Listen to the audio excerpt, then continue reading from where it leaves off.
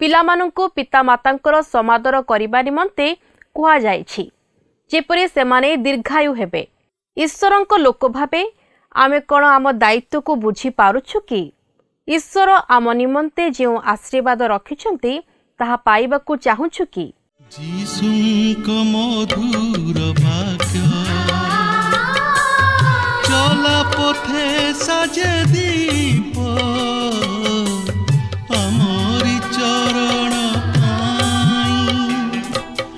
अलिभ आलोक देई जीवनर प्रतिपदे जीवनर प्रतिपदे पढ़ाए से सत्य पथे पथ प्रदर्शिका से जे पथ प्रदर्शिका पथ प्रदर्शिका पथ प्रदर्शिका। प्रिय दर्शक बंधु नमस्कार। प्रभु जीशुंको बहुमूल्य नाम रे आपणको आजिर पथ प्रदर्शिका कार्यक्रम को स्वागत जनाओछि। आज पुनर्बार ए कार्यक्रम माध्यम रे आपणको सहित साक्षात करिवार सुजोग पाइथिबारु प्रभु को धन्यवाद जणाए। आपण ए कार्यक्रम नियमित योगदान करिबा द्वारा आशीर्वाद प्राप्त हेउछंती एवं एही कार्यक्रम आपणको जीवन रे एक नूतन अनुभूति आनी देउछि। सेथिपई प्रभु गौरव पांतु। ए कार्यक्रम द्वारा आपणको जीवन रे घटिथिबा नूतन अनुभूति गुडी को टेलीविजन स्क्रीन रे दिया जाइथिबा फोन नंबर जरिया रे आमको जणांतु। आपणको निमंते प्रार्थना करिबा पई ता आमको सहाय्य करिवो। आपण जदि ए पर्यंत आमको फोन करि पारि नाहंती तेबे आज ही सुजोग नै आम सहित जोगाजोग करंतु। आमे आपणको फोन कॉल रो अपेक्षा रे अछु। आपण कुशल रे थिबे एहा मु आशा करे। आमे आपणको निमंते निरंतर प्रार्थना करूअछु। जदि आपणकर किछि व्यक्तिगत किंबा पारिवारिक प्रार्थना अनुरोध अछि तेबे आमको जणांतु। ईश्वर आपणको प्रार्थनार उत्तर निश्चित भाबरे देबे। ए कार्यक्रम माध्यम रे आपण जेपरि दिनकु दिन ईश्वरंको जीवंत वाक्य विषय अधिक जानि पारिबे ओ आपणको जीवन रे एक अपूर्व परिवर्तन आसु एहा ईश्वरंको निकटरे आमर प्रार्थना। प्रभु आपणको बहुल भाबरे आशीर्वाद करंतु। आमे पूर्व अध्ययन रे आलोचना करथिलु जे पिलामाने किपरि पितामाता मानकर आज्ञा मानि चलिबे और सेमानंकु समादर करिबे। आज आमे सेही अंशर भिन्न एक विषय आलोचना करिबा। पाउल ए स्थान रे पिलामानंक सहित पितामाता मानंकु मध्य परामर्श देई कुहंती जे पितामाता माने मध्य पिलामानंकु विरक्त करिबा उचित नुह बरं सेमानंकु ईश्वरंक शिक्षा और चेतना देई प्रतिपालन करिबा उचित। अनेक समय रे पितामाता माने निजर नियंत्रण रक्षा न करी पिलामानंकु विरक्त जन्मिबा भଳି कार्य करिथांती किंतु सेपरि पितामाता मानंकु एहा एक उपयुक्त शिक्षा प्रदान करे। पिलामानंकु पितामातांकर समादर करिबा निमंते कुआ जाय अछि जेपरि सेमाने दीर्घायु हेबे। ईश्वरंक लोक भाबे आमे कोन आम दायित्व को बुझी पारुअछु कि ईश्वर आम निमंते जो आशीर्वाद रखिअछंती ताहा पाइबाकू चाहुछु कि ए शिक्षार गभीरता आगुकू सुनिबा पूर्वरु आसंतु एक भक्तिमूलक गीत सुनिबा।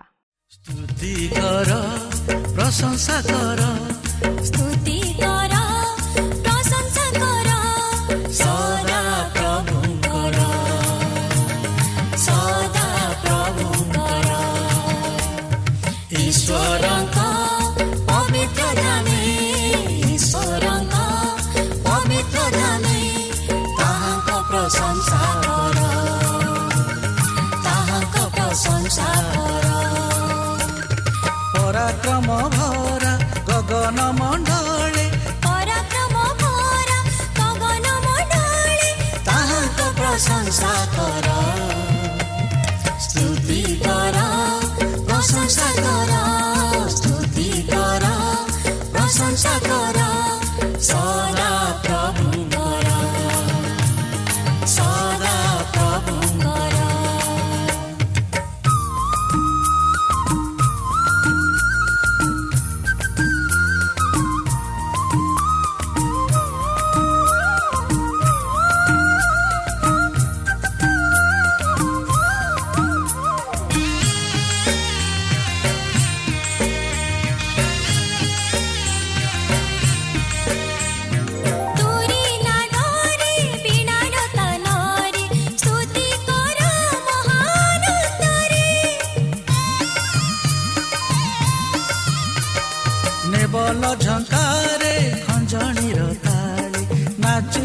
ନାଚି ତାଙ୍କ ସ୍ତୁତି କର ତାର ବାଦ୍ୟ ସହ ବଂଶୀ ଧ୍ୱନିରେ ତାର ବାଦ୍ୟ ସହ ବଂଶୀ ଧ୍ୱନିରେ ତାହାଙ୍କ ପ୍ରଶଂସା କର ସ୍ତୁତି କର ପ୍ରଶଂସା କର ସ୍ତୁତି କର ପ୍ରଶଂସା କର ସଦା ପ୍ରଭୁଙ୍କର ସଦା ପ୍ରଭୁଙ୍କର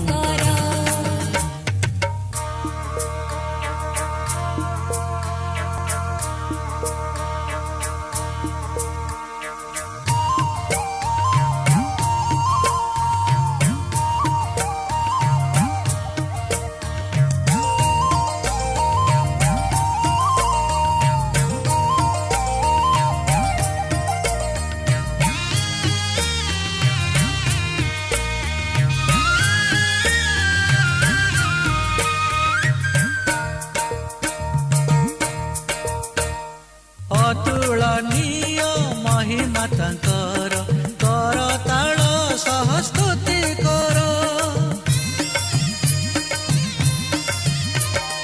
ତାହାଙ୍କ କାର୍ଯ୍ୟ ବିକ୍ରମରେ ପୂର୍ଣ୍ଣ ସେଥିପାଇଁ ତାଙ୍କ ସ୍ତୁତି କର ପ୍ରାଣବାୟୁ ଧାରି ଆହେ ସର୍ବପ୍ରାଣୀ ପ୍ରାଣବାୟୁ ଧାରି ଆହେ ସର୍ବପ୍ରାଣୀ ତାହାଙ୍କ ପ୍ରଶଂସା କର ସ୍ତୁତି କର ପ୍ରଶଂସା କର ସ୍ତୁତି କର ପ୍ରଶଂସା କର ସଦା ପ୍ରଭୁଙ୍କର ସଦା ପ୍ରଭୁଙ୍କର ଈଶ୍ୱରଙ୍କ ପବିତ୍ର ଧାମେ ଈଶ୍ୱରଙ୍କ ପବିତ୍ର ଧାମେ ତାହାଙ୍କ ପ୍ରଶଂସା କର ତାହାଙ୍କ ପ୍ରଶଂସା କର ପରାକ୍ରମ ଭରା ଗଗନ ମଣ୍ଡଳେ ପରାକ୍ରମ ଭରା ଗଗନ ମଣ୍ଡଳେ ତାହାଙ୍କ ପ୍ରଶଂସା କର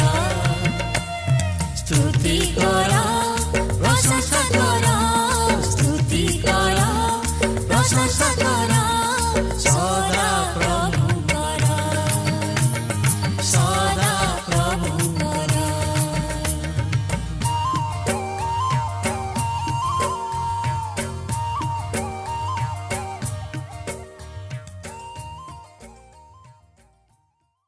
ଆସନ୍ତୁ ବର୍ତ୍ତମାନ ଆମେ ପ୍ରଭୁଙ୍କର ବାକ୍ୟ ମଧ୍ୟକୁ ଯିବା। ଆଜି ଆମେ ଏଫେସିୟ 6 ପର୍ବର 2 ପଦରୁ ଆରମ୍ଭ କରି 8 ପଦ ପର୍ଯ୍ୟନ୍ତ ଅଧ୍ୟୟନ କରିବା ନିମନ୍ତେ ଯିବା। ତେବେ ଏଠାରେ ମୁଁ ଆପଣଙ୍କୁ ସ୍ମରଣ କରାଇ ଦେବା ପାଇଁ ଚାହେଁ ଯେ ଆମମାନେ ଜଣେ ଯୋଦ୍ଧା ବିଷୟ ନେଇ ଆଲୋଚନା କରିବା ପାଇଁ ଯାଉଅଛୁ, ଯାହାକି ଖ୍ରୀଷ୍ଟୀୟ ମଣ୍ଡଳୀ ହେଉଛି ଏକ ଯୋଦ୍ଧା ବା ଏକ ସୈନିକ। ଆମେ ସେହି ବିଷୟବସ୍ତୁ ମଧ୍ୟରେ ଅଛୁ, ଆଉ ଆଜି ମଧ୍ୟ ଆମେ ତହିଁର କ୍ରମଶଃ ଅଧ୍ୟୟନ କରି ଆଲୋଚନା କରିବା ନିମନ୍ତେ ଯିବା। ତେବେ ଦେଖନ୍ତୁ ଏଫେସିୟ 6 ପର୍ବର 2-3 ପଦ ମଧ୍ୟରେ ଲେଖା ଅଛି, ଆପଣା ପିତାମାତାଙ୍କୁ ସମାଦର କର, ଏହା ପ୍ରତିଜ୍ଞାଯୁକ୍ତ ଗୋଟିଏ ପ୍ରଧାନ ଆଜ୍ଞା, ଯେପରି ତୁମ୍ଭର ମଙ୍ଗଳ ହେବ ଆଉ ତୁମ୍ଭେ ପୃଥିବୀରେ ଦୀର୍ଘାୟୁ ହେବ। ଆମେମାନେ ଶିକ୍ଷା କରିଅଛୁ ଯେ 10 ଆଜ୍ଞା ଖ୍ରୀଷ୍ଟୀୟ ଜୀବନଯାପନ କରିବାର ମୂଳମନ୍ତ୍ର ନୁହେଁ, କିନ୍ତୁ ଏହାର ଅର୍ଥ ନୁହେଁ ଯେ ଆମମାନେ ସେହିସବୁକୁ ଲଙ୍ଘନ କରିବା। ଏକ ପରିବାର ମଧ୍ୟରେ ସନ୍ତାନମାନେ ପିତାମାତାଙ୍କୁ ସମାଦର କରିବା ଉଚିତ ଓ ସେମାନେ ଯେତେବେଳେ ବୟସରେ ବୃଦ୍ଧି ପାଇବାକୁ ଲାଗନ୍ତି ସେତେବେଳେ ସେମାନେ ସେମାନଙ୍କର କାର୍ଯ୍ୟକଳାପ ଦ୍ୱାରା ସେମାନଙ୍କର ପିତାମାତାଙ୍କୁ ସମ୍ମାନିତ କରନ୍ତି। ଆଉ ଏକ କୌତୁହଳର ବିଷୟ ଲକ୍ଷ୍ୟ କରିବେ ଯେ ନୂତନ ନିୟମରେ କେବଳ ବିଶ୍ରାମବାର ନିମିତ୍ତକ ଆଜ୍ଞାକୁ ଛାଡ଼ିଦେଲେ ଆଉ ବାକି 10 ଆଜ୍ଞାର ସମସ୍ତ ଆଜ୍ଞାଗୁଡ଼ିକ ପୁନରାବୃତ୍ତି କରାଯାଇଅଛି। ପିତାମାତାଙ୍କୁ ସମାଦର କରିବା ଦ୍ୱାରା ସନ୍ତାନମାନଙ୍କର ମଙ୍ଗଳ ହୁଏ ଓ ସେମାନେ ପୃଥିବୀରେ ଦୀର୍ଘାୟୁ ହୁଅନ୍ତି, ଯାହାକି ଯାତ୍ରା ପୁସ୍ତକ 20 ପର୍ବର 12 ପଦରେ ପ୍ରତିଜ୍ଞା କରାଯାଇଅଛି ଓ ସେହି ପ୍ରତିଜ୍ଞା ଏଠାରେ ମଧ୍ୟ ପୁନରାବୃତ୍ତି କରାଯାଇଅଛି। ସାମସୋନ ଓ ଅବସାଲମ ହେଉଛନ୍ତି ପବିତ୍ର ଧର୍ମଶାସ୍ତ୍ର ମଧ୍ୟରେ 2ଟି ଉଦାହରଣ ଯେଉଁମାନେ କି ଏହି ପ୍ରତିଜ୍ଞାକୁ ପାଳନ କଲେ ନାହିଁ ଓ ସେମାନଙ୍କର ଜୀବନ ଅତି କ୍ଷଣକାଳ ସ୍ଥାୟୀ ଥିଲା। 6 ପର୍ବର 4 ପଦରେ ଲେଖା ଅଛି, ପୁଣି ହେ ପିତାମାନେ ଆପଣା ଆପଣା ପିଲାମାନଙ୍କୁ ବିରକ୍ତ କର ନାହିଁ, ମାତ୍ର ସେମାନଙ୍କୁ ପ୍ରଭୁଙ୍କ ଶିକ୍ଷା ଓ ଚେତନା ଦ୍ୱାରା ପ୍ରତିପାଳନ କର। ଲେଖା ଅଛି, ସେମାନଙ୍କୁ ପ୍ରଭୁଙ୍କ ଶିକ୍ଷା ଓ ଚେତନା ଦ୍ୱାରା ପ୍ରତିପାଳନ କର। ଏଠାରେ ଯଦିଓ କେବଳ ପିତାମାତାଙ୍କୁ କୁହାଯାଇଅଛି, ମାତ୍ର ମାତାମାନେ ମଧ୍ୟ ସେଥିସହିତ ଯୋଗ କରାଯାଇଛନ୍ତି। କିନ୍ତୁ ଯେହେତୁ ପିତାମାନେ ପରିବାରର ମୁଖ୍ୟ ଓ ପ୍ରଭୁଙ୍କ ବିଷୟରେ ଶିକ୍ଷା ତଥା ଚେତନା ଦେଇ ନିଜର ସନ୍ତାନମାନଙ୍କୁ ଶୃଙ୍ଖଳିତ କରିବା ପିତାଙ୍କର ଦାୟିତ୍ୱ, ତେଣୁକରି ଏଠାରେ ପିତାମାନଙ୍କୁ ଲକ୍ଷ୍ୟ କରି କୁହାଯାଇଅଛି। ମାତ୍ର ମାତାମାନେ ମଧ୍ୟ ଏହି କ୍ଷେତ୍ରରେ ଭାଗ ନେଇପାରିବେ। ତେବେ ପିତାମାତାଙ୍କର କର୍ତ୍ତବ୍ୟ ହେଉଛି ପିଲାମାନଙ୍କୁ ପ୍ରଭୁଙ୍କ ବିଷୟରେ ଶିକ୍ଷା ଓ ଚେତନା ଦେଇ ସେମାନଙ୍କୁ ଲାଳନ ପାଳନ ବା ଶୃଙ୍ଖଳିତ କରିବା। କିନ୍ତୁ ସେମାନେ ଖ୍ରୀଷ୍ଟ ବିଶ୍ୱାସୀ ହିସାବରେ ସେମାନଙ୍କର ସନ୍ତାନମାନଙ୍କୁ ବିରକ୍ତ କରିବା ବା ପରିବାର ମଧ୍ୟରେ କୌଣସି ପ୍ରକାର ବିଶୃଙ୍ଖଳା ସୃଷ୍ଟି କରିବା ଉଚିତ ନୁହେଁ। କିନ୍ତୁ ଏହାର ଅର୍ଥ ନୁହେଁ ଯେ ସେମାନେ ଯଦି କିଛି ତ୍ରୁଟି କରନ୍ତି ତାହେଲେ ସେମାନଙ୍କୁ ଶାସନ କରିବା ନାହିଁ। ମାତ୍ର ସେମାନଙ୍କ ପ୍ରତି ଅଯଥାରେ ଶାସନର ବାଡ଼ି ବ୍ୟବହାର କରିବା ବା ସେମାନଙ୍କ ପ୍ରତି କ୍ରୋଧର ମନୋଭାବ ପ୍ରକାଶ କରିବା ଉଚିତ ନୁହେଁ। ମାତ୍ର ସେମାନଙ୍କ ତ୍ରୁଟି ନିମନ୍ତେ ସେମାନଙ୍କୁ ଶାସନ କରି ଶୃଙ୍ଖଳିତ କରିପାରିବା। ସେଥିପାଇଁ ହିତୋପଦେଶ 13 ପର୍ବର 24 ପଦରେ ଲେଖା ଅଛି, ଯେ ବାଡ଼ି ବ୍ୟବହାର କରିବାକୁ ତ୍ରୁଟି କରେ ସେ ଆପଣା ପୁତ୍ରକୁ ଘୃଣା କରେ, ପୁଣି ଯେ ତାହାକୁ ପ୍ରେମ କରେ ସେ ଯଥାକାଳରେ ଶାସ୍ତି ଦିଏ। ସେହିପରି ହିତୋପଦେଶ 22 ପର୍ବର 15 ପଦରେ ଲେଖା ଅଛି, ପିଲାର ମନରେ ଅଜ୍ଞାନତା ବନ୍ଦ ଥାଏ, ପୁଣି ଶାସନ ବାଡ଼ି ତାହା ବାହାର କରି ତାହାଠାରୁ ଦୂର କରିଦିଏ। ସେହିପରି ହିତୋପଦେଶ 23 ପର୍ବର 13 ପଦରୁ 14 ପଦରେ ଲେଖା ଅଛି, ପିଲାକୁ ଶାସ୍ତି ଦେବାକୁ ତ୍ରୁଟି କର ନାହିଁ, ତୁମେ ତାହାକୁ ବାଡ଼ିରେ ମାରିଲେ ହେଁ ସେ ମରିବ ନାହିଁ। ତୁମେ ତାହାକୁ ବାଡ଼ିରେ ମାରିବ ଓ ପାତାଳରୁ ତାହାର ପ୍ରାଣ ରକ୍ଷା କରିବ। ସେହିପରି ହିତୋପଦେଶ 29 ପର୍ବର 15 ଓ 17 ପଦରେ ଲେଖା ଅଛି, ବାଡ଼ି ଓ ଅନୁଯୋଗ ଜ୍ଞାନ ଦିଏ, ମାତ୍ର ପିଲାକୁ ତାହାର ଇଚ୍ଛାରେ ଛାଡ଼ିଦେଲେ ସେ ତାହାର ମାତାକୁ ଲଜ୍ଜା ଦିଏ। ଏଠାରେ ଲକ୍ଷ୍ୟ କରନ୍ତୁ, ଏହି ଶିକ୍ଷା ଓ ଚେତନା ପ୍ରଭୁଙ୍କ ନାମରେ ଦେବା ଉଚିତ। ତାହା ହିଁ ହେଉଛି ଗୁରୁତ୍ୱପୂର୍ଣ୍ଣ। ପ୍ରିୟ ବନ୍ଧୁ, ପିଲାମାନଙ୍କୁ ଏହି ବର୍ତ୍ତମାନ ସମୟରେ ପ୍ରଭୁ ବିଷୟକ ଶିକ୍ଷା ଓ ଚେତନା ଦ୍ୱାରା ଲାଳନ ପାଳନ କରିବା ଉଚିତ। ଆଜି ଆମେ କେତେ ଦୂର ଏଥିପ୍ରତି ସତର୍କ? ଆଜି ଆମେ ପିଲାଙ୍କୁ କେବଳ ଜାଗତିକ ଜ୍ଞାନ ଅର୍ଜନରେ ବଢ଼ାଇଥାଉ ନା ପ୍ରଭୁଙ୍କ ଜ୍ଞାନରେ ବଢ଼ାଇଥାଉ? ପ୍ରଭୁ ବିଷୟକ ଶିକ୍ଷା ଓ ଚେତନା ଦେଇ ବଢ଼ାଇବାରେ ଆମମାନେ ଅବହେଳା କରିବା ଉଚିତ ନୁହେଁ। କିନ୍ତୁ ସେମାନଙ୍କର ବାସ୍ତବ ଜୀବନ ଜାଗତିକ ଜ୍ଞାନର ଭିତ୍ତିମୂଳ ଦ୍ୱାରା ସୁଦୃଢ଼ ହୋଇପାରିନଥାଏ, ମାତ୍ର ପ୍ରଭୁଙ୍କ ଜ୍ଞାନରେ ସୁଦୃଢ଼ ହୋଇଥାଏ। ଜାଗତିକ ଜ୍ଞାନ କେବଳ ଜଗତର ନିମନ୍ତେ, ମାତ୍ର ଆତ୍ମିକ ଜ୍ଞାନ ବା ପ୍ରଭୁ ବିଷୟକ ଶିକ୍ଷା ଓ ଚେତନା ସେମାନଙ୍କୁ ଉଭୟ ଜାଗତିକ ତଥା ଆତ୍ମିକ ସ୍ତରରେ ବୃଦ୍ଧିଲାଭ କରିବା ନିମନ୍ତେ ସହାୟକ ହୋଇଥାଏ। ତେଣୁ ମନେ ରଖନ୍ତୁ, ନିଜର ପିଲାମାନଙ୍କର ଶୃଙ୍ଖଳିତ ତଥା ଦୀର୍ଘ ଜୀବନ ଓ ସଫଳତାର ଜୀବନ ପ୍ରଭୁଙ୍କ ଶିକ୍ଷା ଓ ଚେତନା ଦ୍ୱାରା ସଫଳ ହୋଇଥାଏ।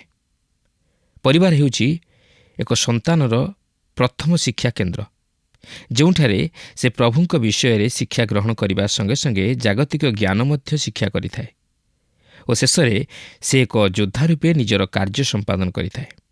ବର୍ତ୍ତମାନ ଆମେ ଲକ୍ଷ୍ୟ କରିବାକୁ ଯିବା ଯେ ପାଉଲ ପରିବାରକୁ ଛାଡ଼ି ବାହାର ଜଗତ ଆଡ଼କୁ ଗତି କରନ୍ତି, ଯେଉଁ ସ୍ଥାନରେ ଈଶ୍ୱରଙ୍କ ସନ୍ତାନମାନେ, ଯେଉଁମାନେ କି ପବିତ୍ର ଆତ୍ମାରେ ପୂର୍ଣ୍ଣ ହୋଇଅଛନ୍ତି, ସେମାନେ ପରସ୍ପର ଆଜ୍ଞାବହ ହୁଅନ୍ତି। ଦେଖନ୍ତୁ 6 ପର୍ବର 5 ପଦରୁ 8 ପଦ ମଧ୍ୟରେ ଏହିପରି ଲେଖା ଅଛି, ହେ ଦାସମାନେ, ତୁମେମାନେ ଯେପରି ଖ୍ରୀଷ୍ଟଙ୍କର ଆଜ୍ଞାବହ ଅଟ, ସେହିପରି ଭୟ ଓ କମ୍ପ ସହ ହୃଦୟର ସରଳତାରେ ତୁମମାନଙ୍କ ଜାଗତିକ କର୍ତ୍ତାମାନଙ୍କର ଆଜ୍ଞାବହ ହୁଅ। ମନୁଷ୍ୟକୁ ସନ୍ତୁଷ୍ଟ କଲାପରି ଦୃଷ୍ଟି ଆଗରେ ତାହା କର ନାହିଁ, କିନ୍ତୁ ଖ୍ରୀଷ୍ଟଙ୍କ ଦାସ ପରି ଅନ୍ତର ସହ ଈଶ୍ୱରଙ୍କ ଇଚ୍ଛା ସାଧନ କର। ସ୍ୱାଧୀନ କି ପରାଧୀନ ଯେ କେହି କୌଣସି ସତ୍କର୍ମ କରେ, ସେ ଯେ ପ୍ରଭୁଙ୍କଠାରୁ ସେଥିର ପୁରସ୍କାର ପାଇବ, ଏହା ଜାଣି ମନୁଷ୍ୟର ସେବା କଲାପରି ନୁହେଁ, ମାତ୍ର ପ୍ରଭୁଙ୍କ ସେବା କଲାପରି ସ୍ୱଚ୍ଛନ୍ଦରେ ସେବା କର। ଏହି ବିଷୟ ବିଶେଷ କରି ଖ୍ରୀଷ୍ଟ ବିଶ୍ୱାସୀମାନଙ୍କୁ ଲକ୍ଷ୍ୟ କରି ପ୍ରକାଶ କରାଯାଇଅଛି। ପ୍ରଥମେ ଦାସମାନଙ୍କୁ ଲକ୍ଷ୍ୟ କରି ଲେଖାଯାଇଅଛି, ଯେଉଁମାନେ କି ଖ୍ରୀଷ୍ଟ ବିଶ୍ୱାସୀ। ହେ ଦାସମାନେ, ଅର୍ଥାତ୍ ମୂଳ ଭାଷାରେ ହେ କ୍ରୀତଦାସମାନେ, ତୁମ୍ଭେମାନେ ତୁମମାନଙ୍କ ଜାଗତିକ କର୍ତ୍ତାମାନଙ୍କର ଆଜ୍ଞାବହ ହୁଅ। କିନ୍ତୁ କିପରି? ଯେପରି ଖ୍ରୀଷ୍ଟଙ୍କର ଆଜ୍ଞାବହ ଅଟ ସେହିପରି ଭୟ ଓ କମ୍ପ ସହ ହୃଦୟର ସରଳତାରେ ତୁମମାନଙ୍କ ଜାଗତିକ କର୍ତ୍ତାମାନଙ୍କର ଆଜ୍ଞାବହ ହୁଅ। ଏଠାରେ ଆମେ ଖ୍ରୀଷ୍ଟଙ୍କ ପ୍ରତି ଓ ମନୁଷ୍ୟ ପ୍ରତି ମନୁଷ୍ୟର ବା ଖ୍ରୀଷ୍ଟ ବିଶ୍ୱାସୀର ଆଜ୍ଞାବହତାକୁ ଲକ୍ଷ୍ୟ କରୁଅଛୁ। ଖ୍ରୀଷ୍ଟ ବିଶ୍ୱାସୀ ବା ଯେଉଁମାନେ ଖ୍ରୀଷ୍ଟଙ୍କର ଯୋଦ୍ଧା ସେମାନେ କେବଳ ଖ୍ରୀଷ୍ଟଙ୍କ ପ୍ରତି ନୁହେଁ ମାତ୍ର ନିଜର ଜାଗତିକ କର୍ତ୍ତାମାନଙ୍କ ପ୍ରତି ଆଜ୍ଞାବହ ହେବା ଉଚିତ।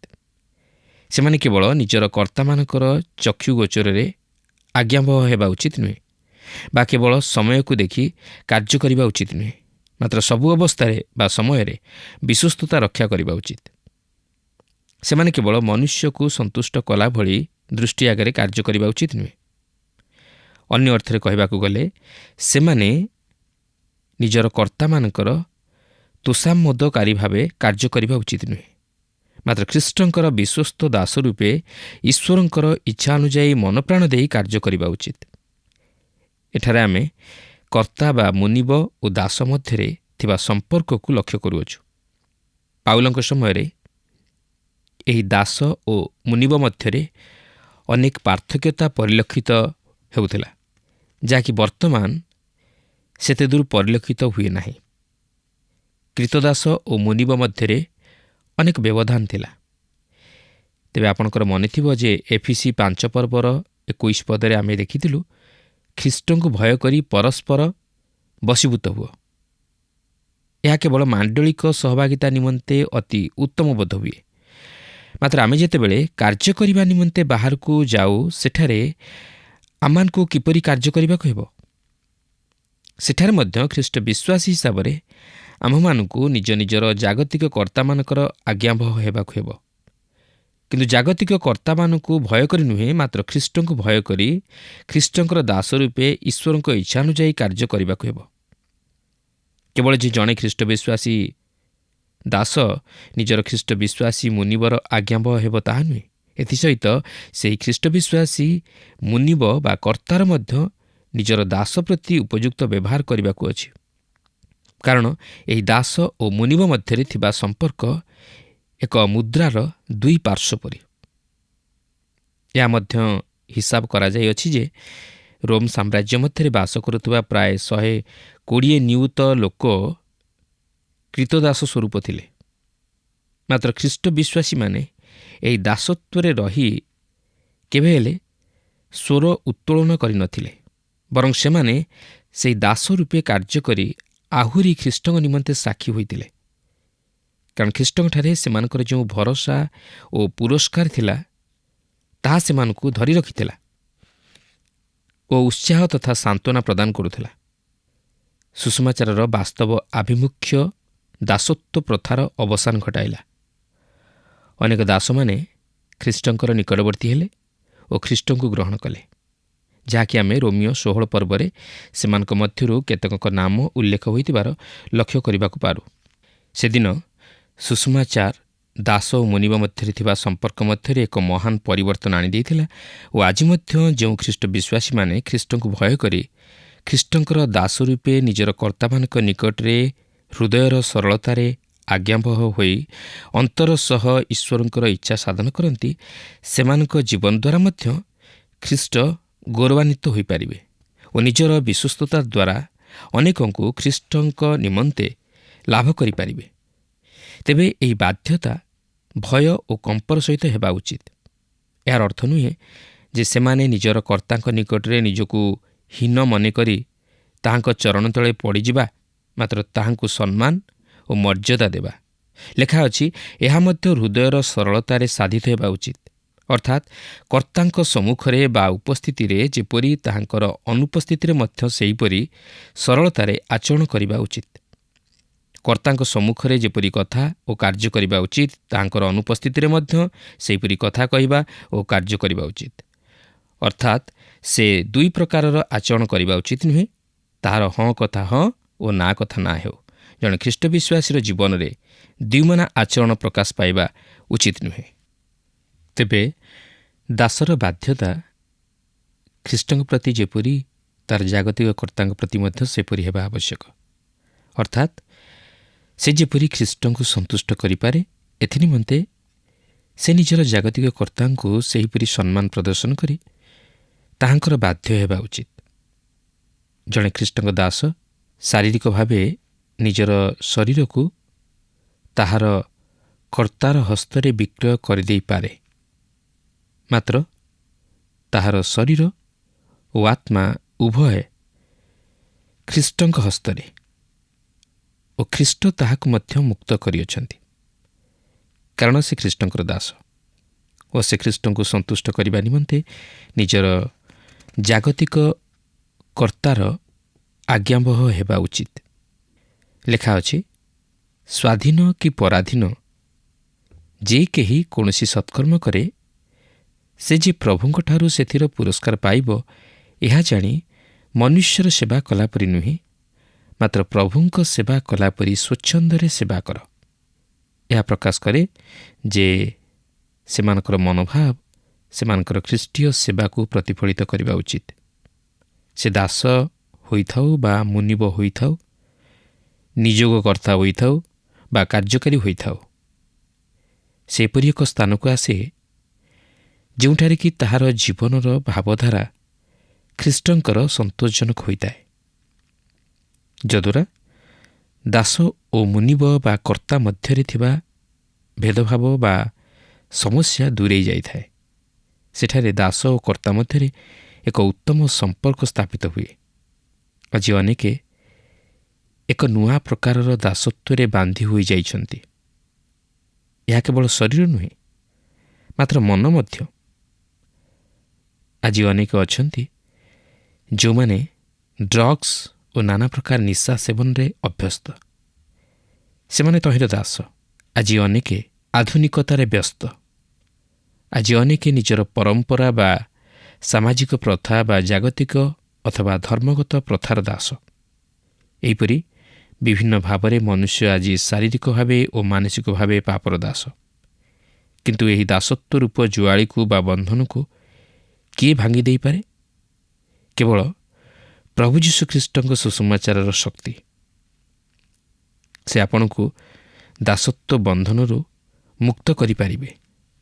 ସେଥିପାଇଁ ଯୋହନ 8 ପର୍ବର 36 ପଦରେ ଏହିପରି ଲେଖା ଅଛି, ଅତଏବ ପୁତ୍ର ଯଦି ତୁମମାନଙ୍କୁ ମୁକ୍ତ କରିବେ, ତାହେଲେ ତୁମେମାନେ ପ୍ରକୃତରେ ମୁକ୍ତ ହେବ। ଖ୍ରୀଷ୍ଟ ହିଁ କେବଳ ଆମମାନଙ୍କୁ ମୁକ୍ତ କରିପାରନ୍ତି। ସେ ହିଁ କେବଳ ଆମମାନଙ୍କୁ ସ୍ୱାଧୀନତା ଦେଇପାରନ୍ତି। ଆମେମାନେ ଖ୍ରୀଷ୍ଟଙ୍କର ଦାସ ହେବା ଉଚିତ। ଯେତେବେଳେ ଆମେ ଖ୍ରୀଷ୍ଟଙ୍କର ଦାସ ହେଉ, ସେତେବେଳେ ଆମେ ସମସ୍ତ ପ୍ରକାରର ଦାସତ୍ୱ ବନ୍ଧନରୁ ମୁକ୍ତ ହେଉ। ତାର୍ସର ସାଉଲ ଜଣେ ଫାରୁସୀ ଥିଲେ। ତାହାଙ୍କର ଏକ ପ୍ରକାର ଭାବଧାରା ଥିଲା, ମାତ୍ର ଯେତେବେଳେ ସେ ଖ୍ରୀଷ୍ଟଙ୍କ ନିକଟକୁ ଆସିଲେ, ସେ ସେହି ସମସ୍ତ ଚିନ୍ତାଧାରାରୁ ମୁକ୍ତ ହେଲେ। କିନ୍ତୁ ସେ ଯାହା ହେଉନା କାହିଁକି, ସେ ଏକ ନୂତନ କର୍ତ୍ତାଙ୍କ ନିକଟରେ ନିଜକୁ ସମ୍ପୂର୍ଣ୍ଣ ସମର୍ପଣ କଲେ ଓ କହିଲେ, ପ୍ରଭୁ, ମୋତେ କ'ଣ କରିବାକୁ ହେବ? ସେ ପ୍ରଭୁ ଯୀଶୁଖ୍ରୀଷ୍ଟଙ୍କର ବନ୍ଧା ଦାସ ହୋଇ ରହିଲେ।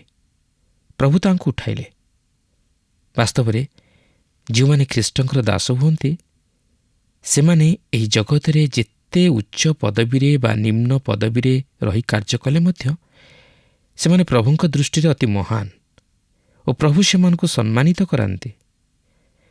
ଯଦି ସେ ଈଶ୍ୱରଙ୍କ ସନ୍ତାନ, ତାହେଲେ ସେ କହିପାରିବ, ମୁଁ ପ୍ରଭୁ ଯୀଶୁଖ୍ରୀଷ୍ଟଙ୍କର ସେବା କରେ। ୱିଲିୟମ୍ କେରି ଜଣେ ମୋଚି ଥିଲେ, ଯାହାଙ୍କର କାର୍ଯ୍ୟ ଥିଲା ଜୋତା ତିଆରି କରିବା। କିନ୍ତୁ ସେ ସେହି କାର୍ଯ୍ୟ ମଧ୍ୟ ଦେଇ ପ୍ରଭୁଙ୍କୁ ଗୌରବାନ୍ୱିତ କରିପାରିଥିଲେ। ପ୍ରଭୁଙ୍କ ନିମନ୍ତେ ସାକ୍ଷୀ ହୋଇପାରିଥିଲେ। ସେ ବିଦେଶୀ ମିଶନେରୀ ଭାବେ ଯାଇ କାର୍ଯ୍ୟ କରିବା ନିମନ୍ତେ ଆବେଦନ କଲେ।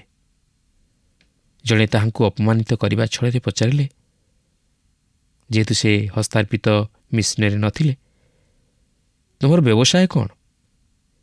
କେରି ଉତ୍ତର ଦେଲେ, ମୋର ବ୍ୟବସାୟ ହେଉଛି ପ୍ରଭୁଙ୍କ ସେବା କରିବା ଓ ମୁଁ ସେହି ଖର୍ଚ୍ଚ ବହନ କରିବା ନିମନ୍ତେ ଜୋତା ତିଆରି କରେ। କେରି ପ୍ରଭୁଙ୍କର ଜଣେ ଦାସ ଥିଲେ। ବାସ୍ତବରେ ଯଦି ସେହିପରି ଦାସମାନେ ଆଜି ଥାନ୍ତେ, ତାହେଲେ ଏହି ଦାସ ଓ କର୍ତ୍ତା ମଧ୍ୟରେ ଥିବା ସମ୍ପର୍କର ଯଥେଷ୍ଟ କିଛି ଉନ୍ନତି ଘଟିଥାନ୍ତା। ଜଣେ ମୁନିବ ନିକଟରେ ତାର ଦାସ ଯେ ପ୍ରକାର ଭାବେ ବଶୀଭୂତ ହେବା ଉଚିତ, ସେହିପରି ପରିବାର ମଧ୍ୟରେ ପିଲାମାନେ ପିତାମାତାଙ୍କର ବଶୀଭୂତ ହେବା ଉଚିତ। ସେହିପରି ସ୍ୱାମୀ ନିକଟରେ ସ୍ତ୍ରୀ ବଶୀଭୂତ ହେବା ଉଚିତ। ଆଉ ଏହା ହେଉଛି ଏକ ପ୍ରେମର ସମ୍ପର୍କ। ଏଥିରେ କୌଣସି ପ୍ରକାର ନୀତି ନିୟମ ବା ବିଧିବିଧାନ ନାହିଁ, କିନ୍ତୁ ଆମମାନେ ପ୍ରେମରେ ପରସ୍ପର ସହିତ ସେହି ପ୍ରକାର ସହଭାଗିତା ରକ୍ଷା କରିବା ଉଚିତ, ଯଦ୍ୱାରା ଖ୍ରୀଷ୍ଟ ଗୌରବାନ୍ୱିତ ହୋଇପାରିବେ। ବାସ୍ତବରେ ଯଦି ପ୍ରଭୁ ଯୀଶୁ ନିଜକୁ ସେ ପ୍ରକାର ନମ୍ର କରି ଦାସ ହୋଇନଥାନ୍ତେ, ତାହେଲେ ଆଜି ଆମମାନେ ହୁଏତ ଜଗତ ମଧ୍ୟରେ ବଞ୍ଚି ରହିବା ପାଇଁ ସୁଯୋଗ ପାଇପାରିନଥାନ୍ତୁ। ତେଣୁ ଆସୁ ସେହି ପ୍ରଭୁଙ୍କ ସକାଶେ ନିଜକୁ ନମ୍ର କରି ଆମେ ପରସ୍ପରର ବଶୀଭୂତ ହେଉ, ପରସ୍ପର ସହିତ ମିଳିତ ହେଉ। ପ୍ରଭୁ ପ୍ରତ୍ୟେକଙ୍କୁ ଆଶୀର୍ବାଦ କରନ୍ତୁ। ଆଶା କରେ ଏହି ଅଧ୍ୟୟନ ଆପଣଙ୍କ ଜୀବନରେ ଏକ ଗଭୀର ପ୍ରଭାବ ପକାଇଥିବ। ପାଉଲ କେବଳ ଯେ ପିତାମାତାମାନଙ୍କୁ କହୁଅଛନ୍ତି ତାହା ନୁହେଁ। ଏହି ଅଂଶରେ ସେ ଦାସମାନଙ୍କୁ ମଧ୍ୟ କୁହନ୍ତି ଯେ ଦାସ କାର୍ଯ୍ୟ କରେ ସେ ଖ୍ରୀଷ୍ଟଙ୍କର ଆଜ୍ଞାବହ ହେବା ପରି କର୍ତ୍ତାମାନଙ୍କର ଆଜ୍ଞାବହ ହେବା ଉଚିତ। ମନୁଷ୍ୟକୁ ସନ୍ତୁଷ୍ଟ କଲା ପରି ନ କରି କିମ୍ବା ମନୁଷ୍ୟର ସେବା କଲା ପରି ନୁହେଁ, କିନ୍ତୁ ଅନ୍ତରର ସହ କରିବା ଆବଶ୍ୟକ। କାରଣ ଯେ ସତ୍କର୍ମ କରେ ସେ ପ୍ରଭୁଙ୍କ ଠାରୁ ପୁରସ୍କାର ପାଇବ। ଆଗାମୀ ଅଧ୍ୟାୟରେ ଆମେ ଆହୁରି ଏକ ନୂତନ ବିଷୟ ଆଲୋଚନା କରିବା। ଆପଣ ନିୟମିତ ଏ କାର୍ଯ୍ୟକ୍ରମରେ ଯୋଗଦାନ କରନ୍ତୁ ଓ ଈଶ୍ୱରଙ୍କ ଠାରୁ ଆଶୀର୍ବାଦ ପ୍ରାପ୍ତ ହୁଅନ୍ତୁ। ପ୍ରଭୁ ଆପଣଙ୍କୁ ବିଶେଷ ଭାବରେ ଆଶୀର୍ବାଦ କରନ୍ତୁ। ଧନ୍ୟବାଦ। କାର୍ଯ୍ୟକ୍ରମ ଶେଷ କରିବା ପୂର୍ବରୁ ଆସନ୍ତୁ ପଦେ ପ୍ରାର୍ଥନା କରିବା। ପ୍ରେମିକ ଈଶ୍ୱର, ଦୟାଳୁ ପ୍ରଭୁ, ତୁମେ ଆମମାନଙ୍କୁ କେତେ ପ୍ରେମ କରିଅଛ, କେତେ ଅନୁଗ୍ରହ ଦାନ ଦେଇଅଛ ପ୍ରଭୁ। ସେଥିପାଇଁ ତୁମର ମହତ୍ ନାମକୁ ଧନ୍ୟବାଦ ଦେଉଛୁ। ପୁଣି ଥରେ ପ୍ରଭୁ ଏକ ନୂତନ ଶିକ୍ଷା ଆଜି ଆମମାନଙ୍କୁ ପ୍ରଦାନ କରିଅଛ ବାପା।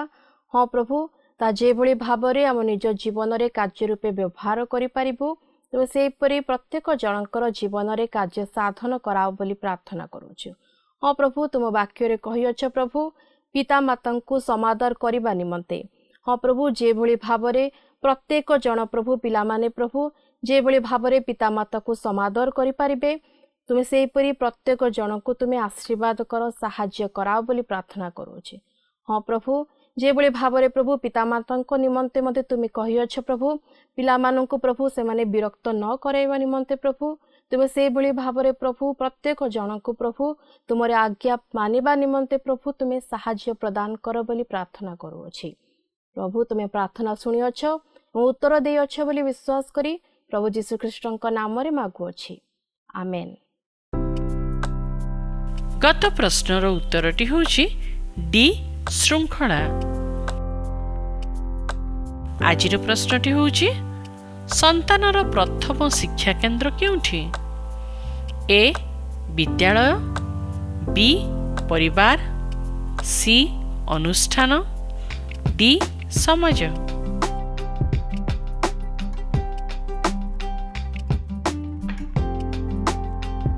এই ପ୍ରଶ୍ନର ଉତ୍ତର ଆସନ୍ତାକାଲି ସନ୍ଧ୍ୟା 6ଟା ମଧ୍ୟରେ option A, B, C, D ମଧ୍ୟରୁ ସଠିକ୍ ଉତ୍ତର ବାଛି ଆପଣଙ୍କ ନାମ ଓ ସମ୍ପୂର୍ଣ୍ଣ ଠିକଣା ସହିତ 9777221415 ଫୋନ୍ ନମ୍ବରରେ SMS କିମ୍ବା ହ୍ୱାଟ୍ସଆପ୍ ଦ୍ୱାରା ଜଣାଇବାକୁ ଅନୁରୋଧ। ଯଦି ଆପଣଙ୍କୁ ଆମ କାର୍ଯ୍ୟକ୍ରମ ଭଲ ଲାଗୁଛି ତେବେ 044490812996ରେ ମିସ୍ଡ କଲ୍ ଦେଇ ବିଜୟୀ ହୋଇପାରିବେ। ଗତ ସପ୍ତାହର ବିଜୟ ଦର୍ଶକ ବନ୍ଧୁ ହେଲେ ନବରଙ୍ଗପୁରରୁ ପବିତ୍ର ଗରାଡ଼ ଓ ପରିବାର।